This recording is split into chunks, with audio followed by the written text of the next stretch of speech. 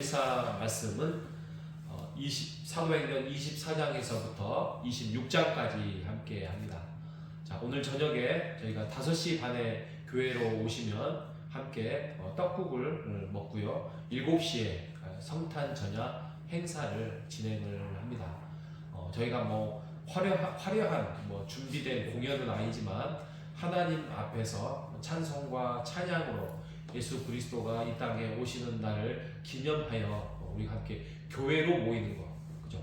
공연을 얼마나 화려하게 하느냐가 아니라 우리가 함께 모여서 교회 이름으로, 예수의 이름으로 모여서 함께 음식을 나누고 또 함께 즐거워하는 것. 이게 예수님이, 하나님이 이 땅에 오셔서 교회를 우리에게 주신 목적이지요. 아멘. 그래서 혹시 우리 앉아 계시는 분들은 당연히 오시겠고, 영상을 듣는 분들 중에 언제든지 저녁에 오셔서 함께 즐거워하는 시간 되시기를 간절히 바랍니다. 아멘. 자, 24장부터는 이제 바울이 이제 잡혔잖아요.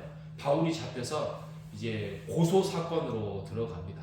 그래서 우리가 고소를 당하면 상대방의 변호사도 생기고 검사도 생기고 또 우리의 변호사도 생기고 또 1심에서 안 되면은 2심이 되고 이런 과정이 나타나 있는 거예요. 그래서 24장의 제목을 붙인다면 바울의 고소 사건이고요. 그다음에 25장에서부터 사도행전 끝날 때까지는 바울의 변론이 진행이 됩니다.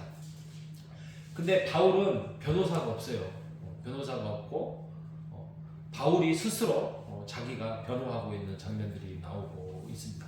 그런데 상대방에서는 너무나도 많은 검사 역할을 하는 사람들이 있습니다. 첫째로는 유대인들이 다 검사예요. 유대인들. 그리고 그 유대인들의 또 그 왕들이 있습니다. 예를 들면 총독도 있고요. 또 아그리빠 왕. 여기서 아그리빠 왕이라 하면 그 지역의 왕이에요.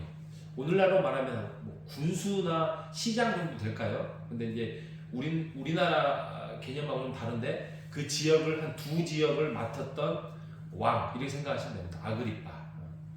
벨리스는 유다의 총독, 이렇게 생각하시면 됩니다. 아무튼 24장에 가면 벨릭스의 신문이 나와요. 그래서 바울이 벨릭스 앞에서 변호하는 장면이 나오고 있고요. 벨릭스가 유대인들의 환심을 사기 위하여서 바울이 죄가 없는 것을 알매도 감옥에 가두지요. 그래서 이제부터 바울이 지속적인 어떤 변론이 나오는데 25장에 가면 총독이 한번 바뀌어요. 벨릭스에서 또 베스도라는 총독으로 바뀝니다. 이때 아그리빠라는 아까 그 지역의 왕이 찾아와서 이제 같이 의논을 합니다. 결국에는 죄가 없는데도 불구하고 지속적인 괴롭힘, 또 어려움, 또 재판의 지연성, 이런 것들 때문에 바울이 상소를 해요. 상소를 해서 25장에 바울이 요청합니다. 나는 로마의 시민권자로서 나는 가이사에게, 이제 로마의 대장이죠, 왕이죠. 가이사에게 상소를 요청합니다. 그래서 재판을 신청을 해서 이제 로마로 가게 되는 상황이 전개됩니다.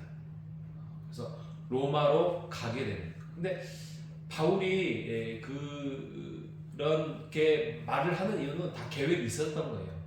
왜냐하면 하나님께서 자에게 분명한 어떤 사명과 은혜를 주셨기 때문에 내가 결국에는 로마에 갈 것이다. 그래서 그곳에 가서 복음을 전할 것이고 그게 전 세계에 복음이 퍼져 나갈 것이다라는 것을 사도 바울이 그걸 알았던 거예요. 그래서 상소를 하고 가이사에게 가게 보내달라고 신청을 하게 되죠.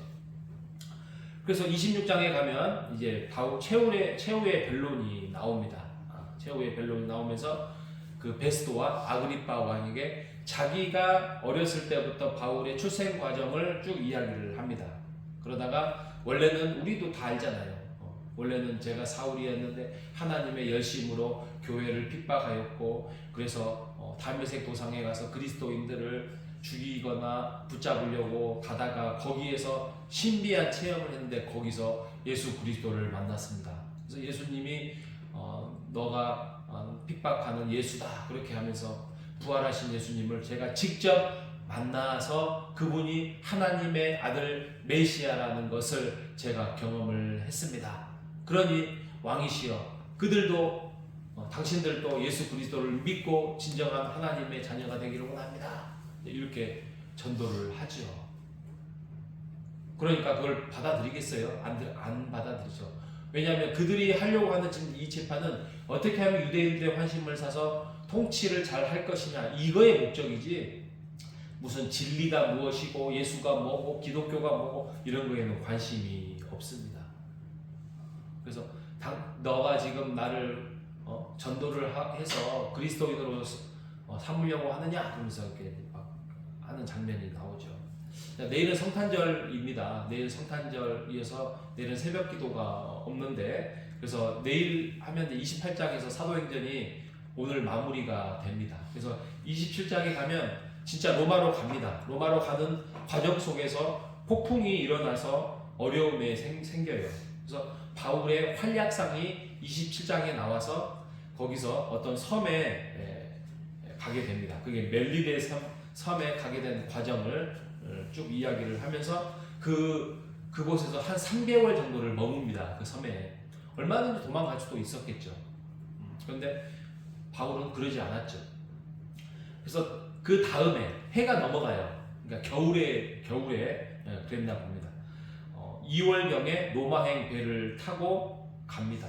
그래서 그곳에서 이제 재판을 받으면서 감옥이라는 것보다는 가택연금이라고 생각하시면 됩니다. 가택연금 돼서 로마의 감옥에 있으면서 찾아오면 거기에서 복음을 전하고, 또 그곳에서 또 자기가 글을 쓰고, 그렇게 하면서 세계 복음화의 기틀을 마련한 그 환경이 지금 로마 감옥이었어요.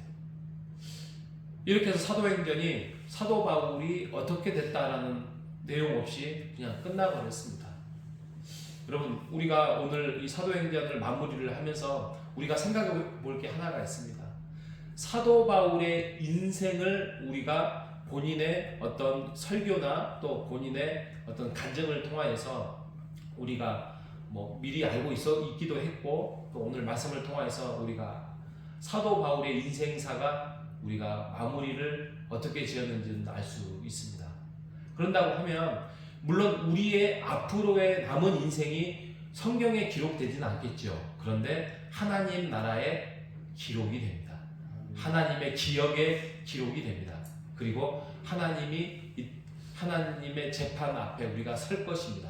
우리가 말하는 재판은 지옥이냐 천국이냐 재판이 아니라 너가 어떻게 살았냐, 이 땅에서 하나님의 나라와 교회를 위해서 어떻게 살았느냐에 대해서 우리가 직고할 때가 있다는 것입니다.